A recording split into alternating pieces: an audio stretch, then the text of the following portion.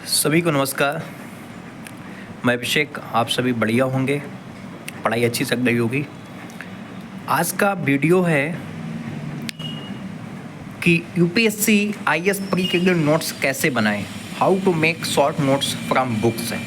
ठीक है, तो मानो ये हमारी पॉलिटी एम लक्ष्मीकांत की बुक्स है। ठीक है, तो स्टार्ट करते हैं कैसे नोट्स बनाना है। जैसे कि मानो ये आपका चैप्टर है ऐतिहासिक पृष्ठभूमि यानी कि हिस्टोरिकल बैकग्राउंड। ठीक है, तो ये मानो चीज़ हमने पढ़ा।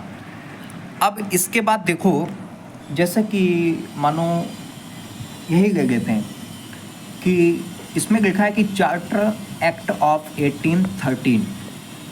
ठीक है, तो मानो आपने इसको पढ़ा। ठीक है, अब जैसे पढ़ना कैसे पहले मैं बता देता हूँ। इसमें लिखा है कि इस कानून ने भारत में कंपनी के व्यापार एकाधिकार को समाप्त कर दिया और भारतीय व्यापार को सभी ब्रिटिश व्यापारियों के लिए खोल दिया गया। तब भी इस कानून ने चाय के व्यापार, चीन के साथ व्यापार में कंपनी के एकाधिकार को बाहर रखा। इस कानून ने भारत में कंपनी शासित क्षेत्रों पर ब्रिटेन के राजा की प्रभुता को प्रकट व स्थापित किया। इस कानून ने ईसाई मिशनरियों को इंडिया आकर लोगों को प्रबुद्ध करने की अनुमति प्रदान की। इस कानून ने भारत के ब्रिटिश इलाकों में बसिंदों के बीच पश्चिमी शिक्षा प्रचार प्रसार की व्यवस्था दी। इस कानून ने भारत की स्थानीय सरकारों को व्यक्तियों पर टैक्स लगाने के लिए अधिकृत किया और कर भुगतान नहीं करने पर दंड की व्यवस्था की गई। अब मानो ये आपने टॉपिक पढ़ा पॉलिटी का, चार्टर एक्ट 1813। अब आपको क्या करना है, इसमें आपको कीवर्ड्स ढूंढने हैं। कीवर्ड्स आपको क्या है, कीवर्ड्स क्या होते हैं वो मैं आपको बताता हूँ।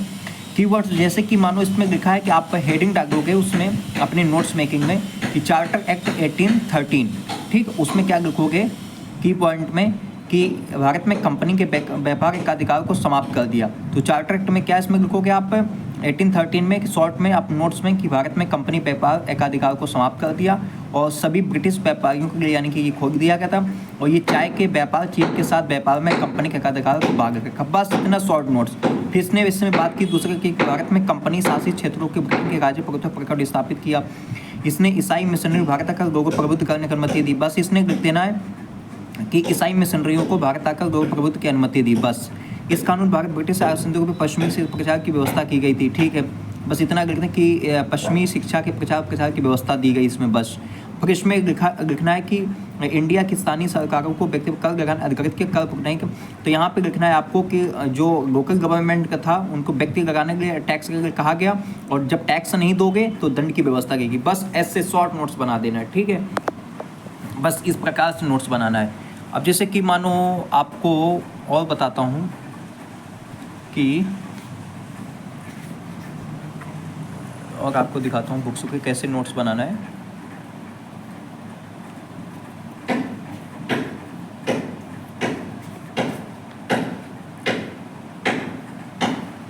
अब देखो, जैसे कि मानो ये है आपका 1861 का भारत परिषद अधिनियम।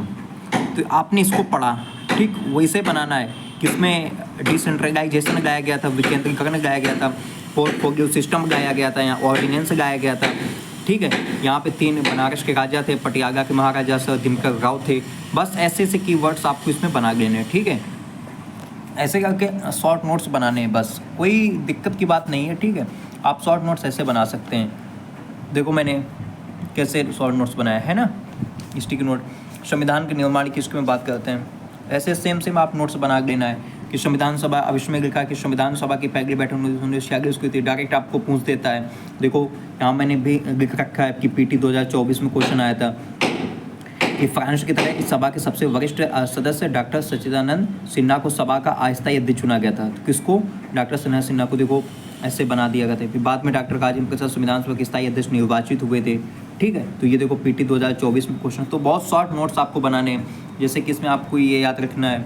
ठीक है, ऐसे सब नोट्स बना लेने हैं, है ना। ये देखो हमारी बुक्स में सब कुछ लिखा पड़ा है, सब कुछ, है ना जी।